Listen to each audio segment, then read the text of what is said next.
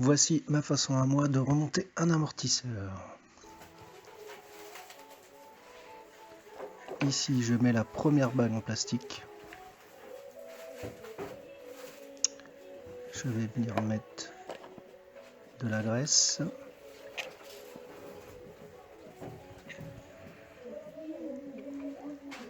Donc cette graisse entre la bague en plastique et le joint que je vais ajouter par la suite.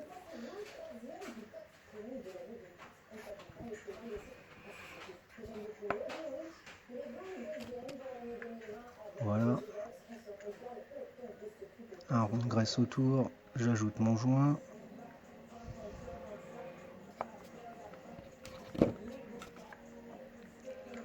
Ensuite, je le remets. Donc là, j'applique bien dans le fond. Il y a un excédent de graisse que je retirerai après. Je refais un rond autour de graisse pour venir ajouter la bague en plastique. Voilà, ainsi de suite. Après, on a encore un joint et une rondelle. Donc, je refais toujours pareil.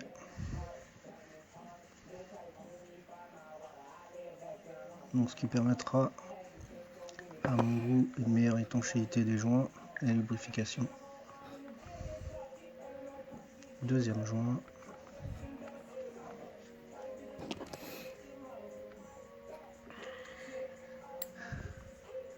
Donc là, je vais passer mon tournevis à l'intérieur pour enlever l'excédent de graisse.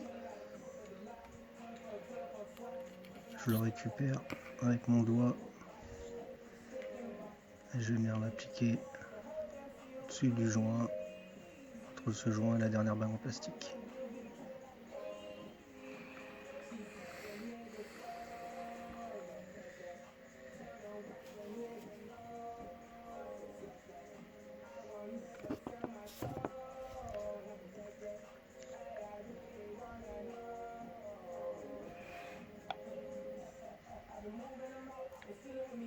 Donc voilà, dernière bague en plastique que je mets dans l'écrou.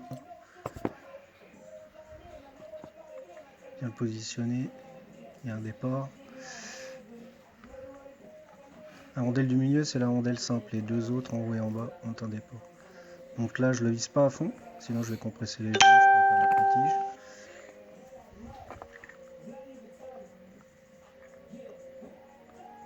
Je lubrifie légèrement le trou où je vais passer ma tige pour ne pas couper les joints avec le silicone. Je la pousse en la tournant.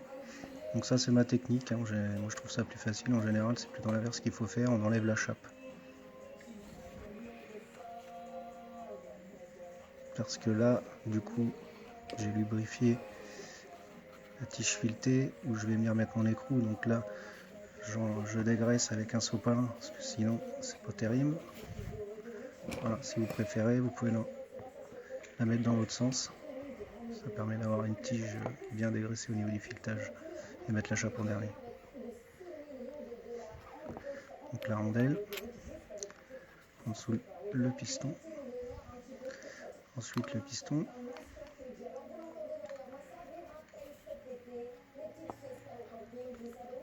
et l'écrou. Donc je l'engage avec une pince, c'est un peu plus facile.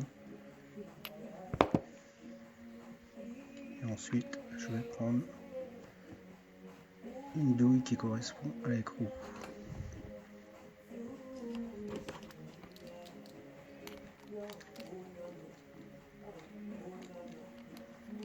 Donc je vais venir en buter, mais sans forcer. Parce qu'il ne faut surtout pas que le piston soit serré, ce qui risquerait de le déformer. Donc là, je reviens un tout petit peu en arrière. Tac, voilà. Et logiquement, mon piston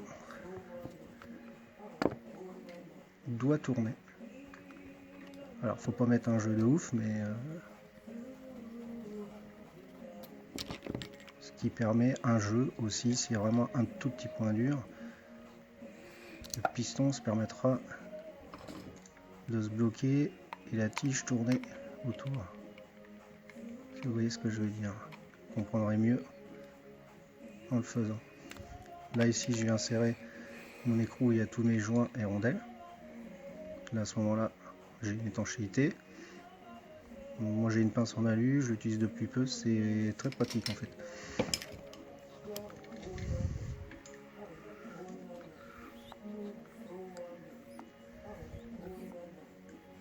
Voilà, là on vérifie qu'il n'y a pas de point dur. S'il y a un point dur quelque part, c'est pas normal, faut pas continuer.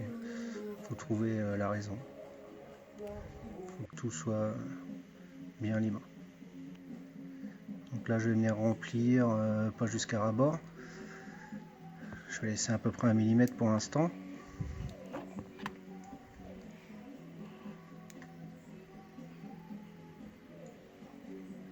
Voilà, j'actionne ma tige en tournant pour évacuer un maximum l'air et faire remonter les bulles d'air.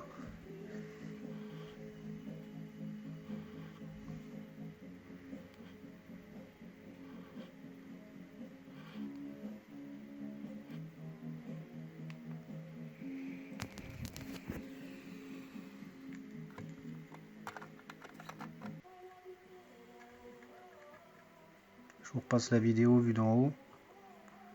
On voit bien toutes ces petites bulles d'air, donc surtout c'est pas la peine de refermer tant que il y a toute cette air, hein, parce que vous aurez une suspension médiocre et plutôt à émulsion. Donc voilà, on la laisse reposer le temps qu'il faut pour qu'il n'y ait plus de bulles visibles. Donc quelques minutes. Hein. Comme je dis toujours, souvent je le fais avant d'aller manger. Donc là sur du haut barreau, j'ai mis des mousses à l'intérieur des membranes. Vraiment les nouvelles sont fines. Ça a l'air de bien se positionner. Donc voici, pas facile de voir la caméra, mais c'est les premières fois que je fais ça. Voilà, il n'y a plus de bulles visibles. Je n'ai pas précisé avant, mais on fait le complément avant de laisser reposer. Toujours laisser à peu près par ras-bord 1 mm. Si on en met trop, on va en chasser encore plus. Là déjà, on va voir que ça sort pas mal. Donc là, je bloque le bouchon avec le trou vers le haut pour que l'air soit toujours en haut, va sortir en haut. Voilà. J'engage le pas de vis jusqu'à temps que là, voilà, l'huile commence à sortir. Ensuite, je veux mon rebond, la position que je vais venir le positionner maintenant. Donc je vais vouloir mon rebond à peu près ici. Donc maintenant, je vais refermer tout doucement en gardant la tige à la hauteur du rebond que je veux au final. Voilà. Donc je maintiens comme je peux avec ma main, c'est pas facile. Donc je maintiens la tige parce que si vous fermez la tige, a tendance à sortir. Donc il faut qu'elle reste en position là où vous la voulez une fois fini. Voilà. L'excellent d'huile sort. Donc à la fin, il va falloir, voilà, je prends des sopalins pour venir bloquer. Pas serré comme un débile non plus, mais il faut que ce soit bien serré. Sinon, quand vous allez desserrer les bagues pour régler les ressorts, à hauteur du châssis, c'est tendance à dévisser le corps du bouchon. Là, on voit que mon rebond n'a pas bougé. Je bloque en même temps tout. Voilà.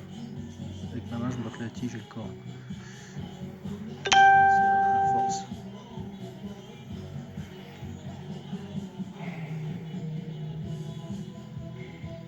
Je suis un peu hors caméra, c'est pas facile de le faire dans la caméra. Voilà, donc maintenant on actionne la tige et on regarde, on vérifie le rebond. Voilà, je mets à peu près 5-6 coups et voilà mon rebond. Voilà. Il est là où j'ai fermé ma tige.